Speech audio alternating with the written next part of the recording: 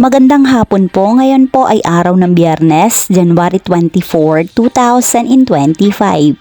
At narito na po ang resulta ng ating 5 p.m. Pisa as all the results today. At para po sa draw natin ngayon ay ang 3D Lotto at ang 2D Lotto. At para po sa Lotto more updates, pasubscribe na lang din po ako sa aking channel at pahit na rin ako ng notification bell.